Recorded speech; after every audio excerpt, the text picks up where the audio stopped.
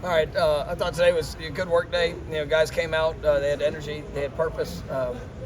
Really trying to push to another level and in correcting some of the issues that have shown up, whether it's communication, technique, fundamentals. Making sure that as a football team we're continuing to grow. I thought we had good work and some good physicality that showed up today. Obviously, Tuesday installing game plan, different looks, things that we might see, but also just preparing and getting better at all things that we might that might show up. And so I thought our guys had a good approach. We could continuing to work to be better than what we've been, and that is the expectation come Saturday. That's the demand we're putting on ourselves. And it starts in your preparation. It starts in what you do in the meeting room, how you can transition that out to the field. You got a few mistakes that showed up where we got to be better, we got to be more focused, we got to continue to communicate at a higher level. But I thought our guys, the mindset was well as they hit the field today. Brock Lynn seemed like he had a good practice today. What kind of growth have you seen from him? You kind of hope to see him play this week? Well, I mean, I think Brock's worked at a high level. Obviously he was injured and missed 3 or 4 weeks, but he was very involved in all things that we were doing meeting wise, controlling all the things that he could control in that time, and I think he got better through it. But I see growth, and I mean he's a very talented young man. He's got great ability. Obviously he's got to be ready for whenever his number is called, and be able to go out there and execute. So he's preparing just like every week, and if his number doesn't get called, he's got to show up. Not Brock, but the team as a whole, like game 11, week 12. What does growth look like right now at this point? I mean, it's incremental steps. Whatever. Every player has an issue. All coaches have issues of things that we need to improve upon, where we can be more efficient. We can,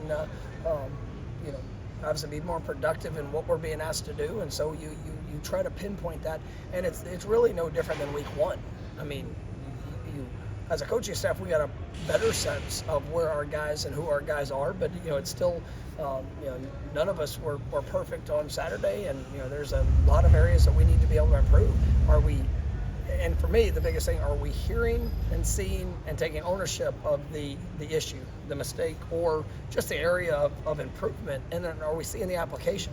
And that's what's most important for me. If somebody's not getting in a very good stance and we address it, we hit on it, that's something we talk about, and then they come out here and go to practice and we don't see an improved stance, then, well, we're not doing a very good job. And those are, these guys have a career in front of them. And it's not just in football, which I'm hoping many of these guys get to play for a long time. If they're not focused on the details, if they're not continuing to get better in that, you're giving somebody an opportunity to pass them by. And that's what we have, that consistent standard and objective to get better at all those things. Is this really where you need to see leadership from the players? I mean, you want to see that grow throughout the course of the year. It's not, but guys have, when you've earned respect through what you've done throughout the course of the season, then you need to take advantage of that. You have a responsibility. We all have a responsibility in what we need to do, and we're accountable to each other for the investment we make. But when it comes to guys that have earned the right and you earned the trust of their teammates, well, if you see something that is maybe not to the standard or where it can be better, encourage that. And you continue to want more, and that's something that's big for all of us. And I think that's for our players, that is where those leaders can emerge and really help take us to another level. For some of the seniors, do you think it's starting to hit on that Saturday could be the last time they play a dope ever? Well, Saturday will be the last time they play a dope ever for all the seniors. So yeah, it's it's real, and we spend a lot of time, we focus in the moment, but there's also a lot of talk about maximizing opportunity. And for these guys that have got to represent this university, for the guys that have got a chance to play in that stadium, so many wonderful players, so many great performances, but knowing that this is the last one, I mean, it's special, and it's one that we talk a lot this week about respect. I mean, you respect this game, you respect the journey you've been on, you respect the people you get to do it with and do it against. But it's it's been impressive. It's been impressive to see these guys and what they've been able to do, and we need to respect that and go play better than we've ever played in that stadium. Sam Singleton, somebody that can help out maybe at this point. Man, he's getting really close. I mean, we've got a great group of running backs. I've been pleased with the growth. Keziah's done some really good things throughout the year. I mean, obviously, Rodney Hill, I think, has got an unbelievable future in front of him. Trey and LT. CJ Campbell, was coming off a little bit of an injury. So, but Sam he is pushing and he's taking advantage of every day, every week.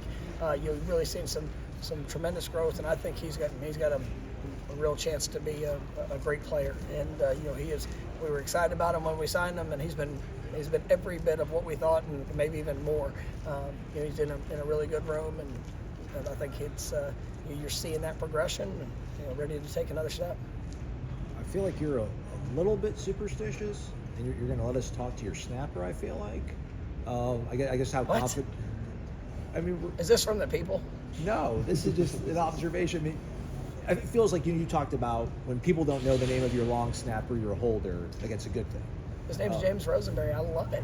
Like I talked about him the other day in a press conference, and I said he got to break the rock, or not break the rock. Alex broke the rock, but he was the player of the week because he does a dang good job. So where are we going with it? Are you asking a question? No, it's just you feel that confident about how consistent he's been and how much you appreciate what he's done for the program. Absolutely. I mean, that's and I'm not superstitious when it comes. I like routine. I like things that do certain ways. But I mean, you go play the game and you get better and you do your job to a high level. And I mean, that's one of the best deep snappers in not just college football. I think he's one of the best deep snappers out there. And I tell him, and if he has a moment where it's not as good as it needs to be, I also tell him that too. But he pushes, he works, he invests to an elite level, and that's where you can be confident in the moment.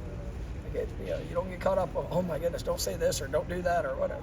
Go be you, and that's what it's, whether it's a snapper, quarterback, football team in general. We're not timid when it comes to that. You go be better. And that's where these guys, they bring the right mindset and approach. But, yes, that's why he's talking today, because he's dang good. We're good. Thanks, Coach. It's not.